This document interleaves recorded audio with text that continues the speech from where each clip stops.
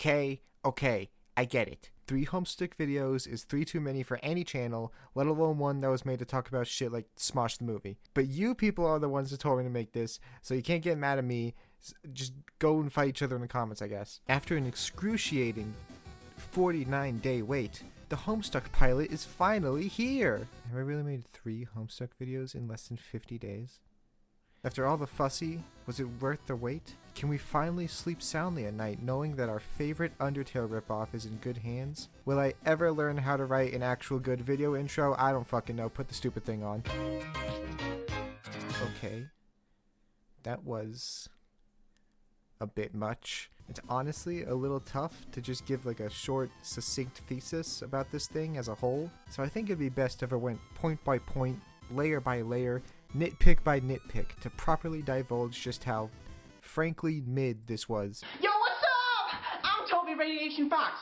The least of this amalgamation's problems, it looks pretty good.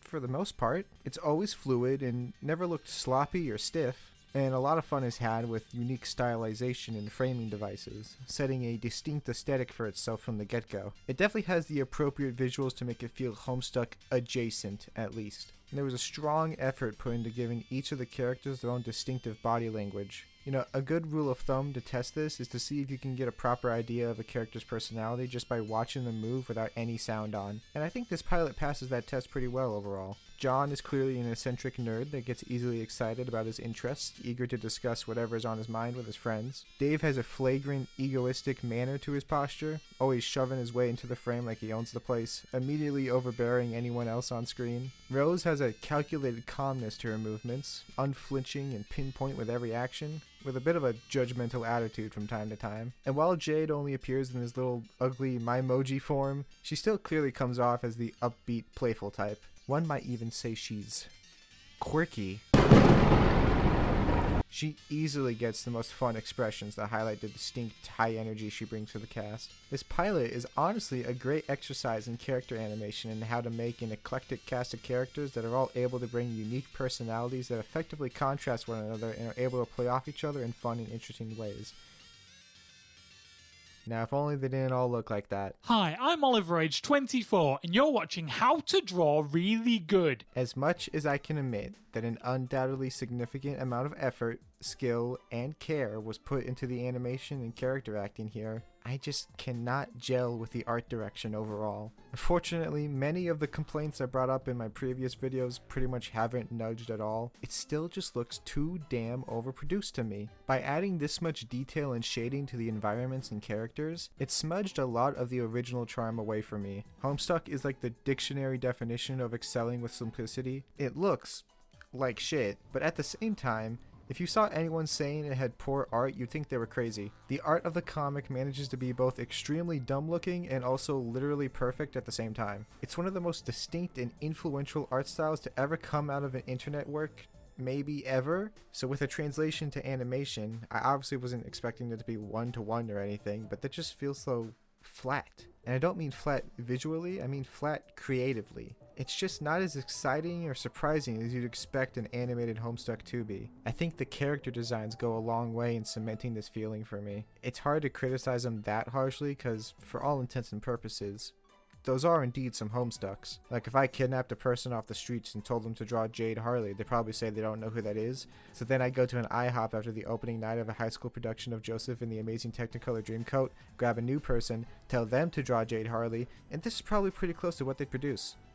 That is to say that they're a bit too bog standard for my taste. Where's the body diversity? Come on, give me a break. Oh, alright, yeah, that tracks. Right, look, I'm not looking for exaggerated Gendy Tartakovsky-ass proportions or whatever, but like, I don't think a little variation is the biggest ask ever, especially since the base body type they've gone with just weirds me out. Why are they so long? Look at how long he is. Look at how they elongated my boy. I don't have anything deeper to say about this other than it weirds me out when they do a wide shot and I can see how long everybody is. I just don't think Homestuck should be that long. I vehemently detest the idea. It doesn't align with my views. Would you call a Homestuck brave for smoking? That's not even going into the backgrounds, which range from pretty nice looking to to being an immediate sensory overload for the eyes. Somebody needs to put that airbrush on a damn leash, because why is there so much shading? I don't think I've ever said that something has had too much shading before. I didn't know that was a thing that could even happen, but here I am looking at it. When Jade's little emoji came out of the phone and her hair had an unpleasant gradient to it, I knew we were doing too much here. I need someone more talented than me to just take a frame from this and flatten out the colors just so I can see what it looks like. The blandness of the style unfortunately does drag the animation down with it in my eyes. By having the designs look so standard, it makes the actual movement seem a lot less impressive and expressive than it actually is. And you mix that with the occasionally over-designed backgrounds and you can feel a more focused aesthetic try to fight through, even if it does get a bit muddled in the sauce. If they focused more on the unique aspects of the art direction here and scaled back on trying to make everything look nice and expensive, then I feel like the show would be able to further come into its own a lot quicker. Dude, this fucking car kicks fucking ass, and I can fucking watch fucking Madagascar while I'm fucking driving!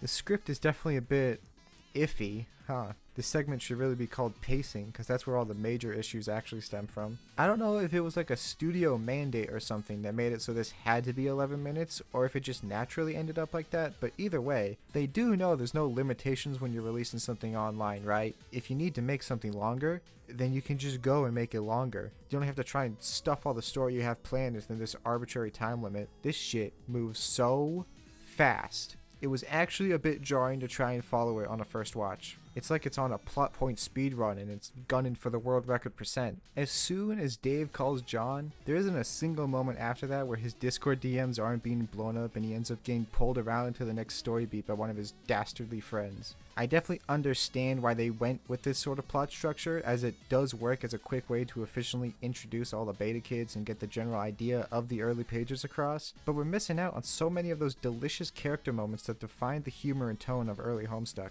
I mean, they spent so much time introducing John's friends that they almost forgot to introduce John himself. Look, I understand who John Egbert is because I've read Homestuck, but I wonder if a completely blind viewer would find him to be a basic protagonist here, because besides little fucking monsters, they cut out all of his stupid special interests that refined his personality in the comic and made him such a connective character for the reader. Oh, but thank God we made time for that dragged out title drop joke, because that was just hilarious. Hopefully, if given more time, we can start seeing John show more of his memorable characteristics that made him such an interesting character to follow in the first place. And hopefully Dave will learn to keep his goddamn mouth shut. I don't know who this man is, but he is not the Dave Strider I know and love. This is the Roderick from the long haul of Dave Striders. This is the ugly Sonic of Dave Striders. This is the Homestuck pilot Dave Strider of Dave Striders. What's with all the damn smiling? Get that grin off your face, you dork. 99% of Dave's aura came from his vapid, dumb face that made him look like he understood nothing going on,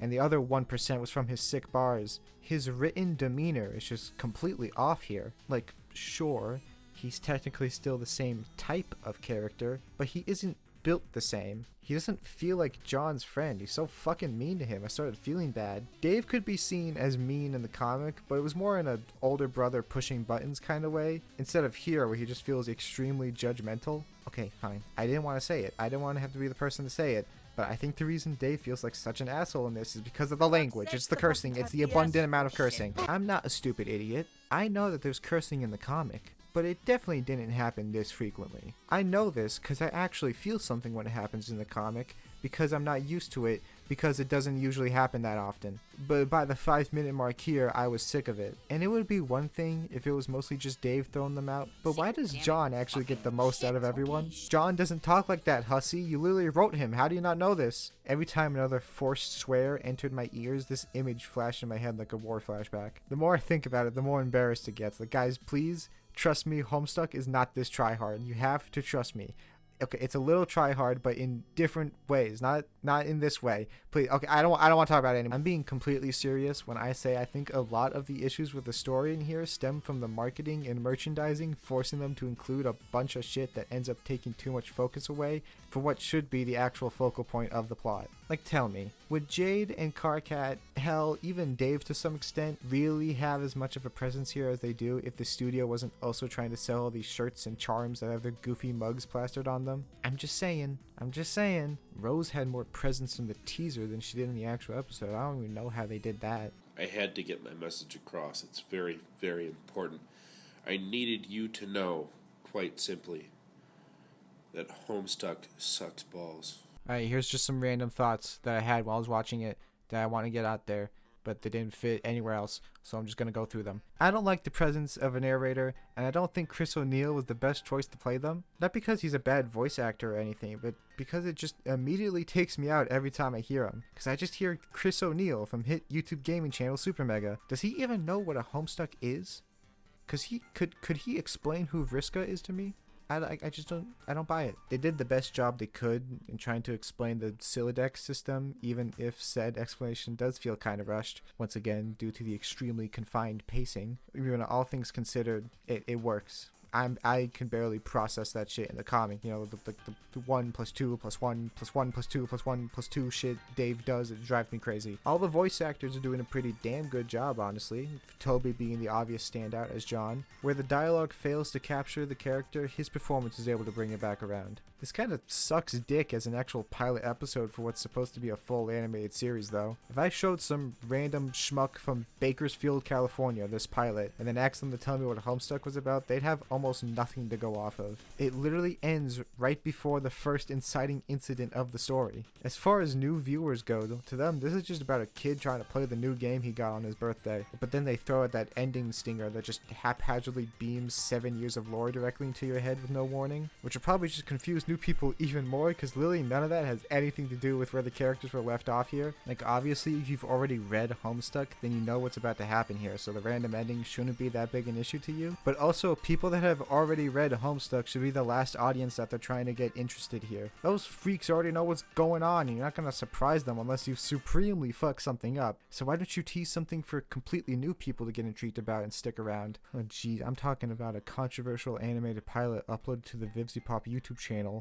and why it doesn't work as an actual pilot episode. Good God, are we back in 2019? Why is it called a pilot anyway? Am I really led to believe that they don't already have the rest of this season mapped out and well into production? How stupid do they think I am? Don't tell me they're actually going to try and sell this out like they did Has Been. The day I see Homestuck the animated series streaming on fucking Peacock or whatever, that's the day I retire, because shit will officially be too ridiculous for me at that point. Another issue the pacing brings on, yep, I'm still talking about it, is that with all the quick direct references they make to panels from the comic, they end up being more distracting than anything. They kind of just add to the cacophony of images that pass by every second, and mostly add up to an, oh, that's neat, and nothing else. Alright, last thing. But I totally called it that Cardcat was only going to show up at the end. That shit was obvious. And seeing the full thing now just makes his presence in the marketing all the more odd in retrospect. Because, like, were the beta kids really not seen as enough to sell this on their own? Had to pull in all those troll fans' wallets somehow, I guess. Alright, I've been mean enough. It's time to wrap this shit up. Over the course of writing this script, I've watched this pilot like 6 times at this point. And at the end of it all, I guess I just feel kind of neutral about it. Like, critically neutral, obviously, but neutral nonetheless. It's definitely got issues, but I think there's enough done right here that, if refined, can make this an extremely intriguing and engaging show to follow. The team behind this are clearly extremely dedicated to the story and putting the effort in to do it justice. They just need to steer their focus in the right direction. The Homestuck pilot may be a flawed production for sure, but it's a passionately flawed production. It's got kinks that need to be worked out, but for now, it's trying to do the right thing. I think for most people, it's going to be hard to actually hate this thing. Won't be hard to make fun of it, though. Okay, this is my last Homestuck video until I want to make another one or whatever. Just, I swear it's the last one. I swear I'm going to talk about something else. Okay, okay, bye. Damn, John, I'm having a baby and the baby is you. I birthed my best friend, it's true. Oh, no. I'm having a baby and the baby is you. Koala babies of the avenue. I'm having a baby and the baby is you. My ovaries are at the wazoo. Oh, no. I'm having a baby and the baby is you. You're going to come out my hoo-hoo. But how is that possible?